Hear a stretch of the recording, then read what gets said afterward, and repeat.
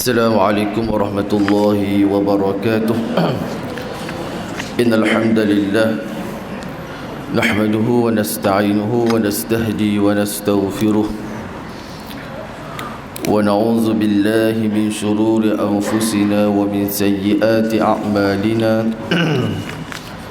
من يهده الله فلا مضل له ومن يضلل فلا هادي له.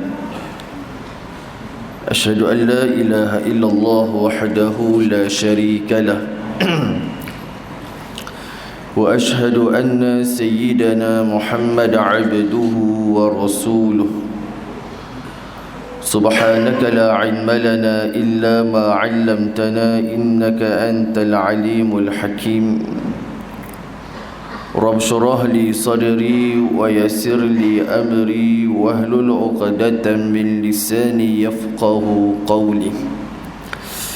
يا معلم الحكمة علمنا يا معلم الحكمة علمنا يا معلم الحكمة علمنا وذكرنا ما نسينا وعلمنا ما جهلنا. اللهم أخرجنا من ظلمات الوهم وأكرمنا بنور الفهم وافتح علينا بمعرفة العلم وسهل أخلاقنا بالحلم وجعلنا ممن يستمعون قولا فيتبعون أحسنه. وصلى الله على سيدنا محمد وعلى آله وصحبه أجمعين. أما بعد. Alhamdulillah, kita menjaga syukur kepada Allah Subhanahu wa taala di atas limpah kurnia-Nya. Allah Taala mempertemukan kita pada pagi ini. Dan insya-Allah pada pagi ini kita sambung pengajian kitab Baru Mazi pada jilid yang kedua. Kita sampai masalah berapa tu?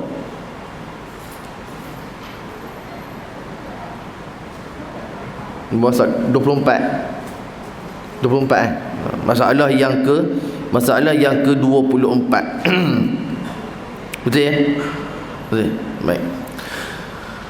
Qala musannif rahimahullahu ta'ala wa nafa'ana bi barakati 'ulumihi fid dharain amin. Masalah yang ke-24, akhir waktu zuhur. Tiadakah bersekutu ini bersamaan dengan awal pada waktu asar?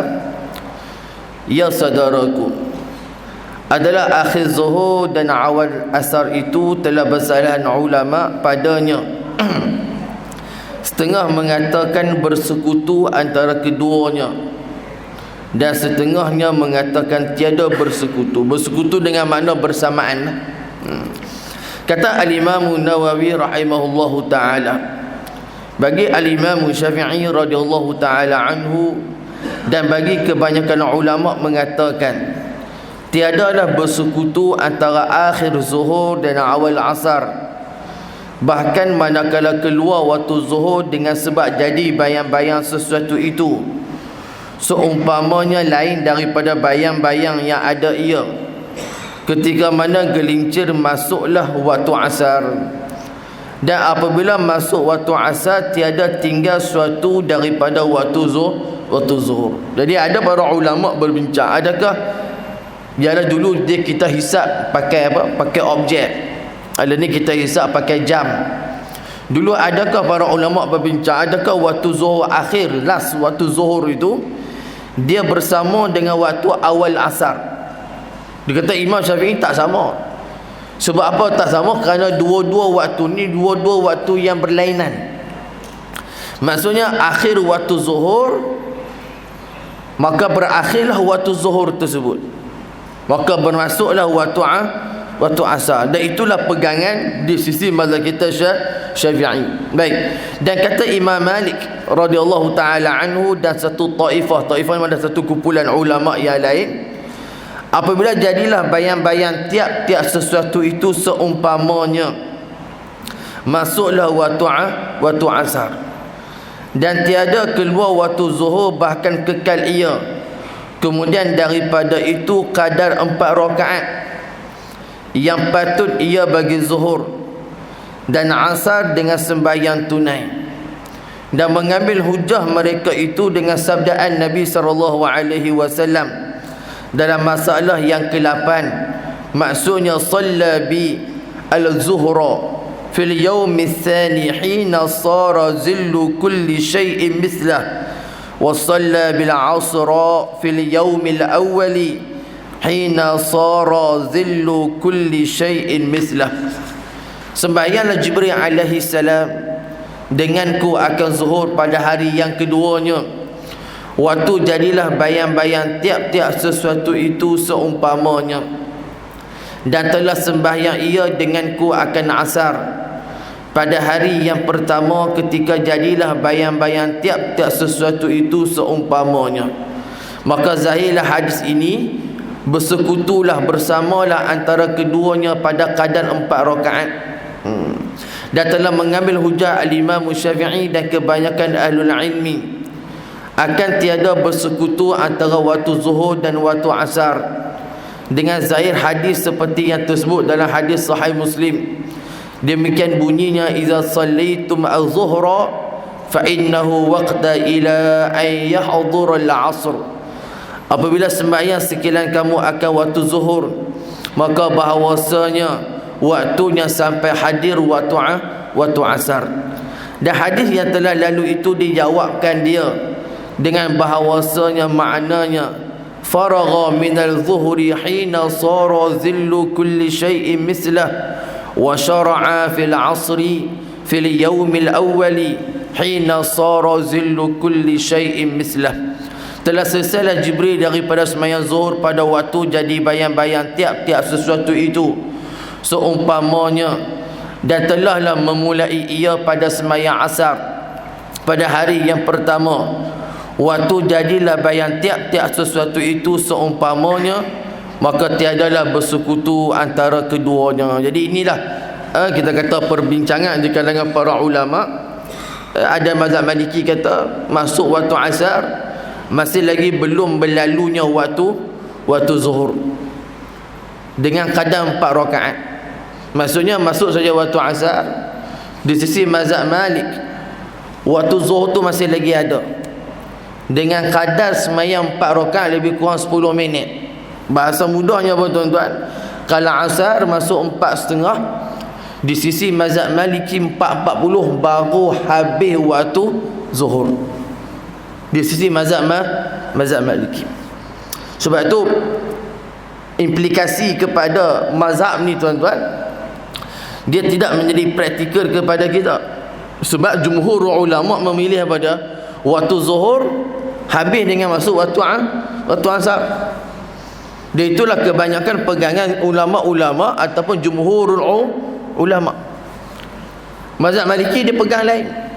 Sebab apa tuan-tuan? Sebab hadis tadi yang kita baca tadi, salla bi zuhra fil yaumi tsani ila akhir tadi, yang mana kita ada kitab tu, itu dah dalil mazhab Maliki. Mazhab Maliki mendalilnya pada satu hari Nabi SAW sembahyang dengan Jibril pada hari yang kedua waktu asar, dan telah sembahyang ia denganku akan asar pada hari yang pertama ketika jadilah bayang-bayang tiap-tiap sesuatu itu seumpamanya. Maksudnya apa dia? Jibril datang dalam keadaan waktu asar dah masuk hari yang kedua. Jadi pada waktu itu masuknya waktu asar dengan kadar apa?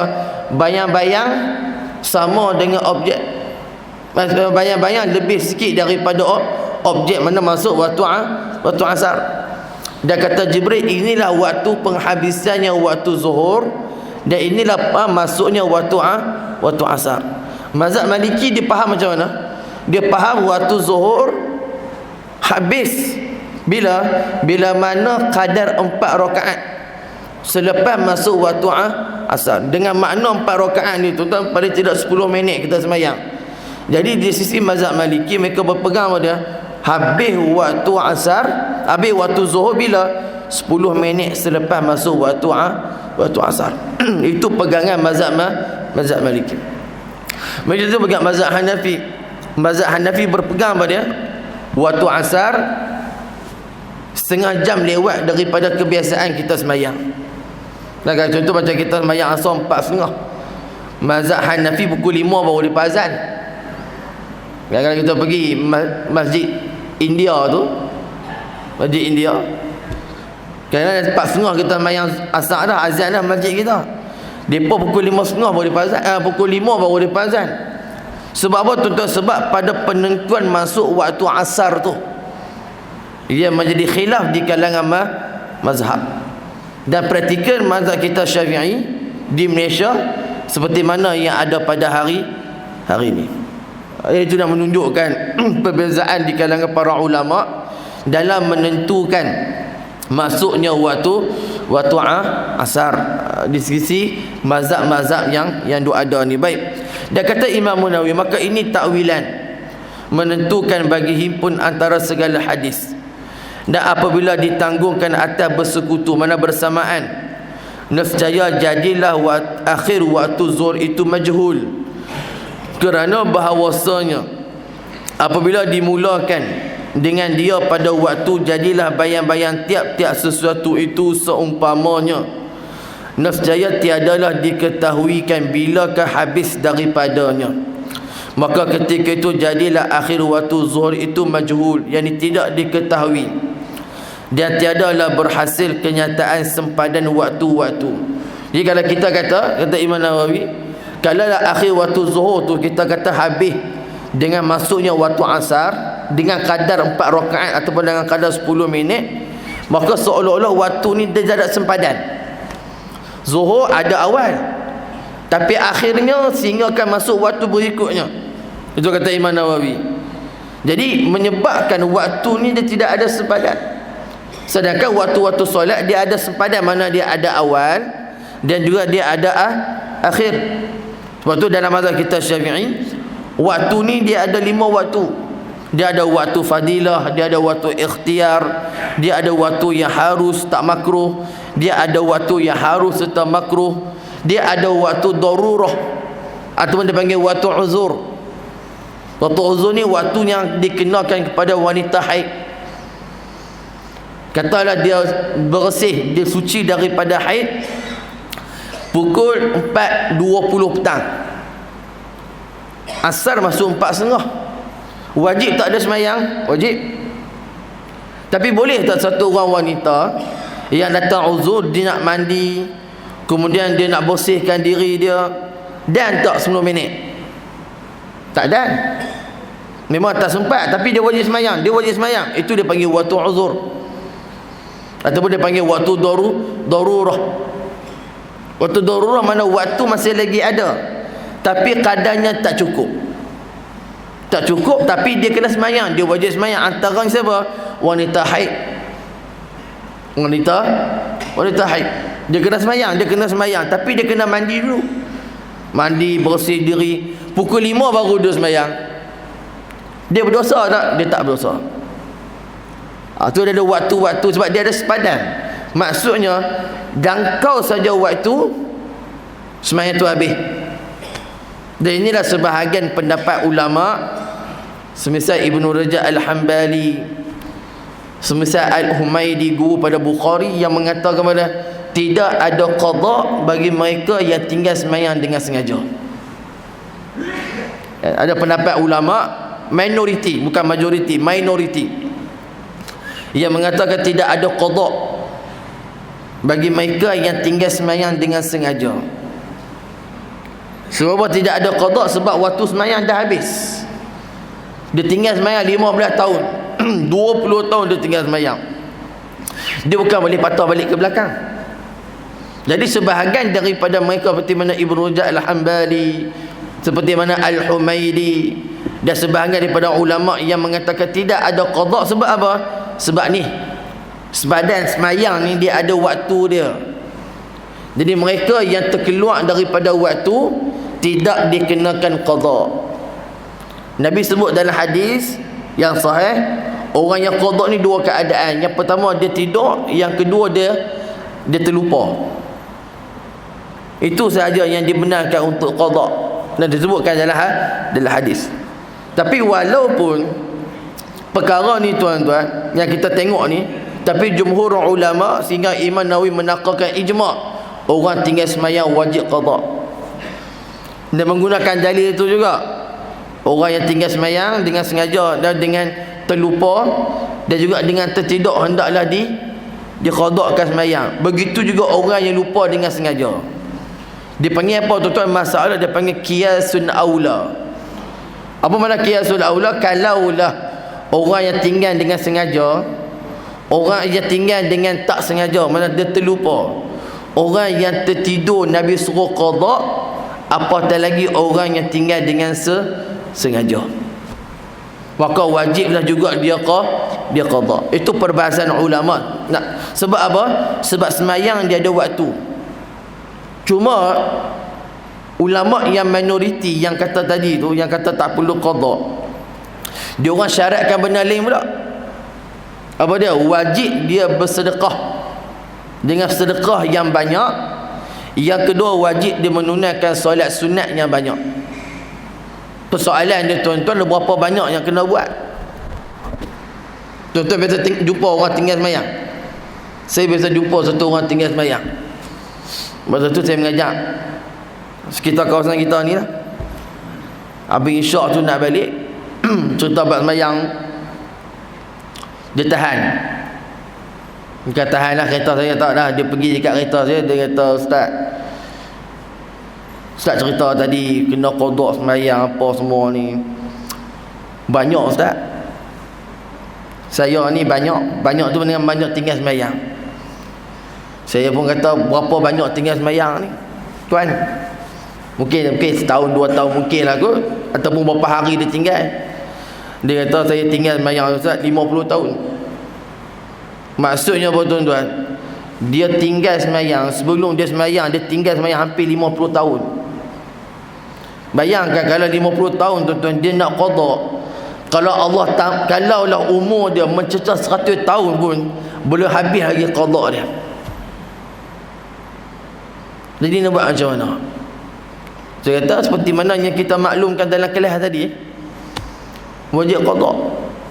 Sebab dia ijma', dia majoriti para ulama yang berpandangan dengan pandangan. Kalau tak nak guna ijma' lah, tak setuju dengan pandangan ijma', tak apa. Tapi majoriti ulama dan dalil yang menguatkan tentang qada tu lagi kuat. Walaupun sebahagian kata dalil tak kuat sebab tidak ada dalil qiyas sebahagian daripada hukum syarak.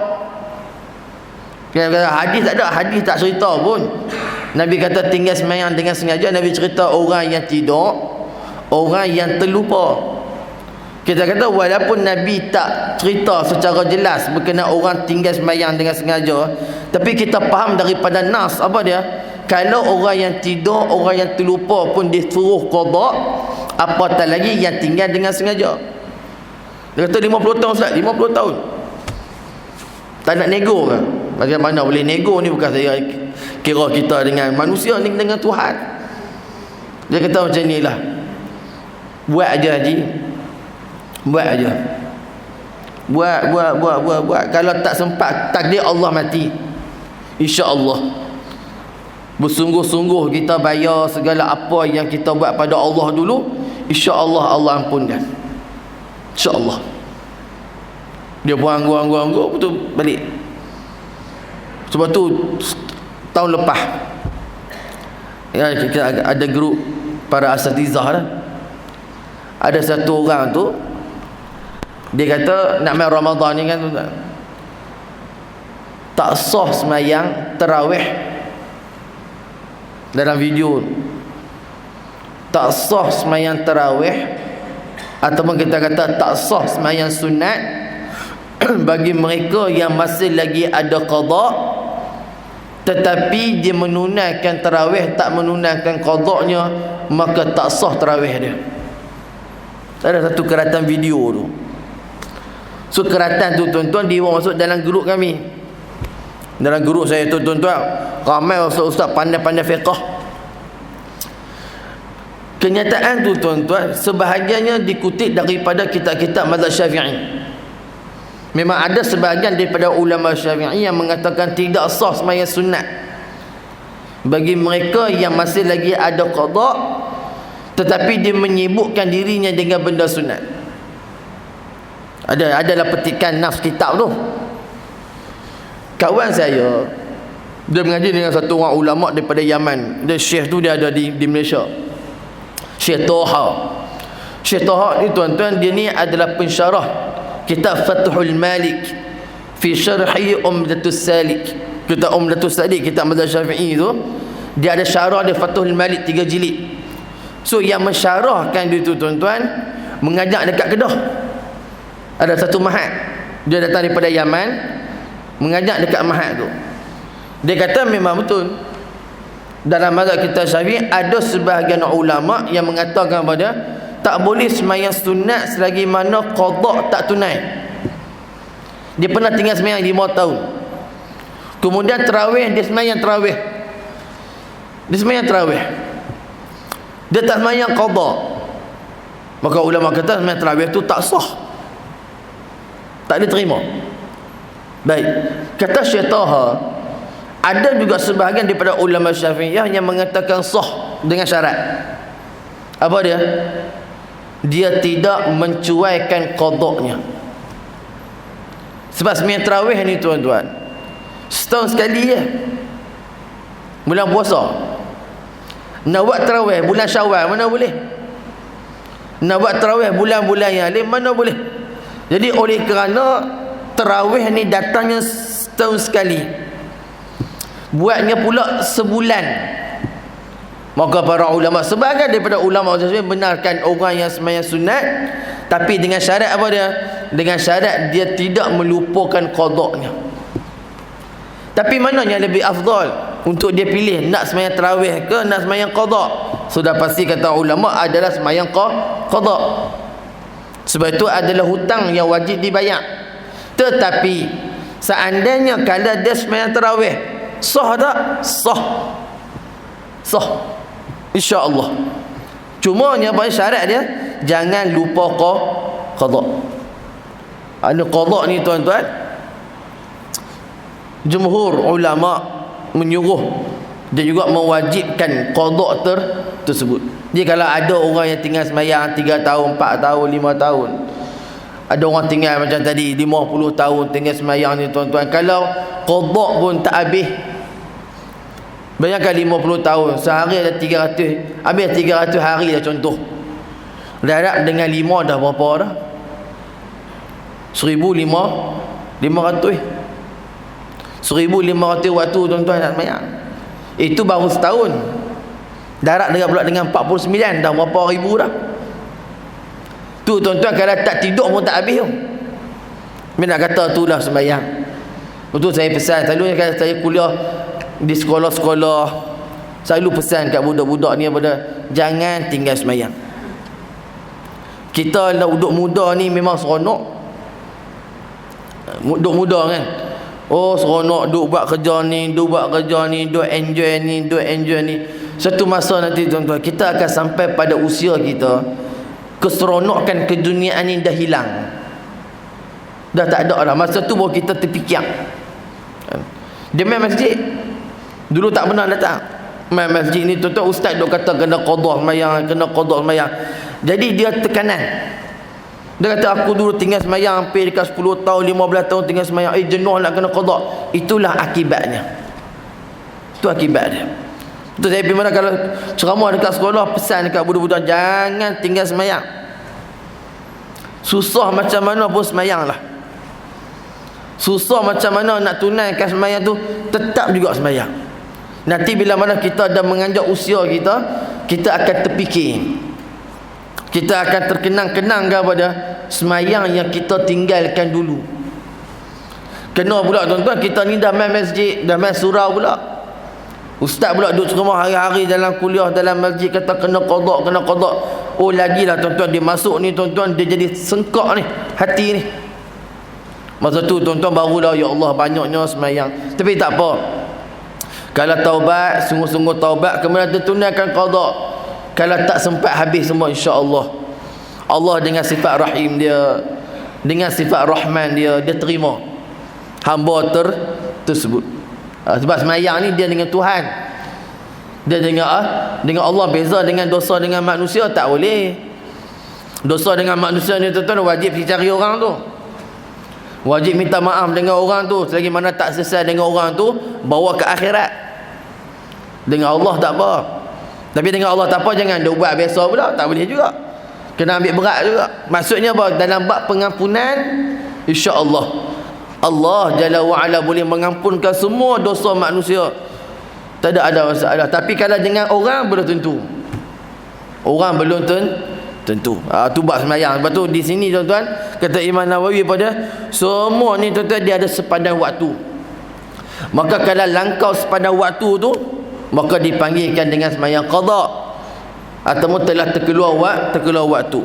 Dan apabila ditanggungkan atas barang yang kita takwilkan akan dia, nescaya berhasillah pengenalnya akhir waktu dan berpelaturanlah segala hadis atas muwafaqah. Wabillahi taufiq. Baik, masalah yang ke-25, asar itu 5 waktu. Bagaimana keterangannya? Kata Imam Nawawi rahimahullahu ta'ala, telah berkata ashab kita ini, ulama-ulama dalam mazhab kita Syafi'i, adalah bagi asar itu 5 waktu. Yang pertama dipanggil waktu fadilah. Waktu fadilah waktu orang paling utama lah. Yang kedua waktu ikhtiar. Waktu ikhtiar daripada awal waktu sampailah habis semayang tersebut dipanggil waktu ikhtiar. Yang ketiga waktu yang harus dengan ketiadaan makruh. Yang keempat harus serta makruh. Dan yang kelima dan waktu uzur. Maka ada pun waktu fadilatnya ialah awal waktunya. Mana masuk waktu asar 4.30 kita semayang dah. Semayang jemaah masjid lah. Semayang qabliyah dulu, kemudian semayang dengan imam. Itu dipanggil awal waktu. Dan waktu ikhtiarnya memanjang ia sampailah jadi bayang tiap-tiap sesuatu itu dua seumpamanya. Waktu ikhtiar daripada masuk waktu sampailah kepada penghujung sebelum masuknya kuning di langit. Kan waktu maghrib tu kan warna kuning-kuning tu. Maka disebut awal waktu, masa masuk waktu tu sampailah waktu kuning-kuning tu, lebih kurang dalam pukul 7 suku macam tu lah. So waktu tu antara 4.30 sampai 7 suku tu, itu ada dia panggil waktu ikhtiar. Mana waktu yang dia nak semayang, waktu bila tak ada masalah. Tu hukum dia semayang. Baik. Dan kemudian waktu harus serta ketiadaan makruh, yakni memanjang ia sampai kepada kuning di langit. Tu waktu harus untuk dia semayang. Dan waktu harus serta makruh itu ialah waktu kuning-kuning sampai lenyap matahari. Dan waktu uzur itu ialah waktu zuhur, padahal orang yang menghimpunkan antara zuhur dan asar kerana musafir ataupun hujan, tu dia panggil waktu uzur. Waktu uzur ni bagi orang semayang jamak takdim.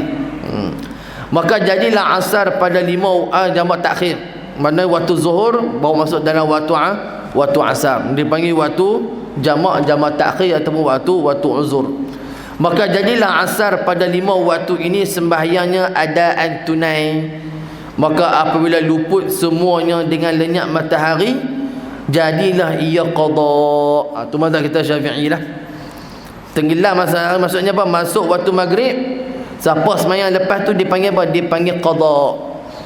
Yang mana semayang dalam 5 waktu ni, waktu fadilah, waktu ikhtiar, waktu harus tanpa makruh, waktu harus makruh, dan juga waktu uzur, dipanggil adaan. Maknanya semayanglah waktu bila pun lah. Tapi waktu yang paling afdal mestilah waktu fadilat. Waktu bila ni? Yang ni awal waktu. Dan terlebih baiknya tuan-tuan, waktu asar adalah waktu yang di mana disebut sebagai salatul wusta. Dalam hadis, dalam Al-Quran, yuhafizu ala salawat, jagalah semayang yang 5 waktu. Kemudian Allah Ta'ala sebut apa? Salatul al-wusta, solat pertengahan. Dalam hadis Nabi tafsirkan solat wusta ni apa dah? Solat asar. Sebab apa disebut solatul wusta? Yang dikatakan solat asar sebab waktu ni waktu orang cuaikan sembahyang asar. Waktu ni waktu petang, waktu orang rehat, waktu kalau remaja-remaja dia nak pergi bermain, So waktu tu waktu yang paling baik untuk dia jaga pelihara. Dan waktu asar juga dalam riwayat yang lain adalah waktu yang paling payah orang munafik zaman Nabi SAW nak menunaikan sembahyang. Waktu asar. Waktu asar ni juga tuan-tuan ada waktunya apa dia? Tukar shift para malaikat. Malaikat tukar waktu shift. Waktu asar, maknanya malaikat yang main waktu asar tu, yang turun, dia akan bertukar bila asar esok. Jadi yang mana asar yang dah bertugas tu dia akan naik ke langit, tukar shift. Dalam riwayat yang lain juga, waktu asar juga waktu yang berlaku pertukaran buku, catatan amal. Catatan amal kita tu ditekan pada waktu asar. Sebab tu Nabi SAW menitik beratkan sangat sembahyang asar. Sebab apa? Sebab waktu tu waktu beralihnya tugas malaikat. Yang keduanya waktu tu waktu beralihnya pada catatan amal manusia. Dia kata kalau orang tu tinggal sembahyang, dia tinggal waktu asar dia, malaikat akan bawa balik catatan tu dalam keadaan apa? Waktu asar tu tak ditulis, tak dicatat. Maka cacatlah amalan tersebut. Tu waktu asar. Waktu dulu orang munafik ni tuan-tuan, ini kata ulama ikhtisas. Ikhtisas mana pun waktu asar yang orang munafik payah sembahyang ni waktu asar zaman Nabi SAW.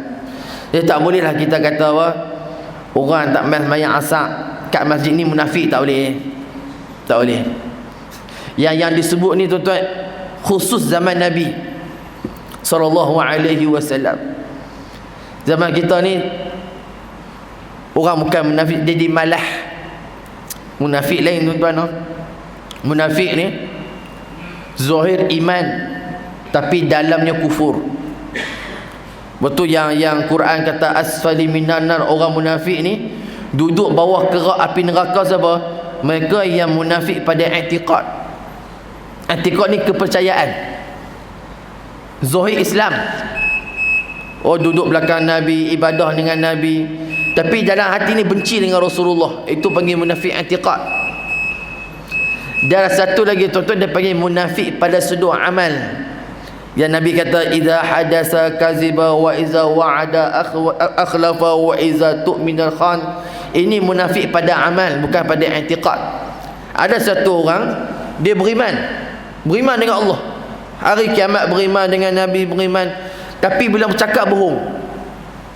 Tapi dengan Allah dia percaya. Ini dia panggil munafik pada i'tiqad, munafik pada sudut amal. Dia ada satu lagi golongan zahir nampak Islam. Zahir tu nampak macam Islam, tapi dalam hati tu benci dengan Islam. Ini munafik i'tiqad. Dan yang inilah yang paling banyak zaman Rasulullah SAW. Paling banyak. Sebab Nabi sebut dalam hadis ayatul munafik salas. Tanda orang munafik tu ada 3. Dalam riwayat Bukhari juga tambah lagi satu jadi 4. Yang tadi yang kita sebutkan, yang keempat apa? Iza khasama fajara. Bila mana berkelahi, bila mana bertengkar, dialah yang paling melampau. Maki hamun, caci maki. Ini orang yang ada pada amal, perbuatan seperti mana perbuatan munafik. Tapi dia, kita tak panggil munafik i'tiqad. I'tiqad ni apa tuan-tuan? Kepercayaan dalam.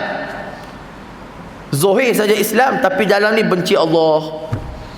Zahir saja Islam, dalam ni benci Rasulullah. Zahir saja Islam, tapi ni dalam ni ingkar dengan apa saja perintah Allah, tak nak buat langsung. Bukan sahaja tak nak buat, malahan dicacinya Tuhan. Ini orang, inilah macam kita sebut Abdullah bin Ubay bin Salul. Ni geng-geng mereka, ya asfali minnana, yang duduk dalam kerak api neraka mereka ni. Ada pun yang tadi yang kita sebut kan, bila mana berjanji tak tunai janji, bila mana bagi amanah khianat, bila mana bercakap bohong. Ini dia panggil pada sifat macam sifat munafik, bukan i'tiqad dia. Kalau i'tiqad, neraka lah, tak keluar dah. Tapi kalau pada sudut amal, ke neraka juga, tapi akhirnya dibawa ke syurga. Janji dia ada iman tu. Jadi zaman Nabi SAW, orang munafik yang kita kata munafik atiqah ni, depa ni main asap malah. Bukan setakat malah depa duk mengata tu orang munafik zaman Nabi SAW. Waktu asar ni tuan-tuan, kalau boleh, kalau kita ada waktu, kita pun tak sibuk ke apa kan, sudah pasti yang paling afdal adalah di masjid. Okay, kita tak ada urusan apa, tak apalah. Kita tak ada urusan, kita tak ada kerja apa, maka semayanglah di masjid lebih afdal. Tapi kalau waktu asar kita ada urusan ya, pekerjaan dan sebagainya, tak apalah, janji semayang. Solatlah waktu asar. Nanti insya-Allah dia ada satu bab khas berkenaan dengan solatul wusta nanti insya-Allah. Selepas daripada ni akan ada satu bab yang khas berkenaan dengan apa dia? Berkenaan dengan semayang asar dan fadilat dia.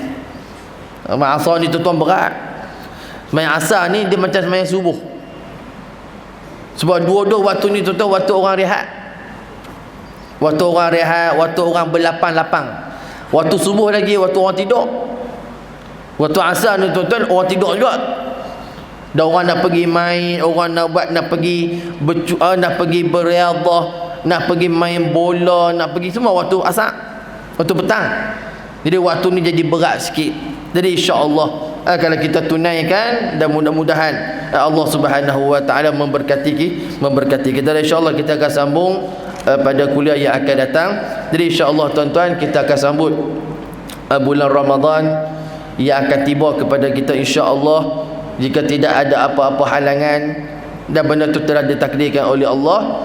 Kita akan sambut pada hari Khamis, puasa yang pertama, dan Rabu malam Khamis itu adalah malam yang pertama kita bertarawih.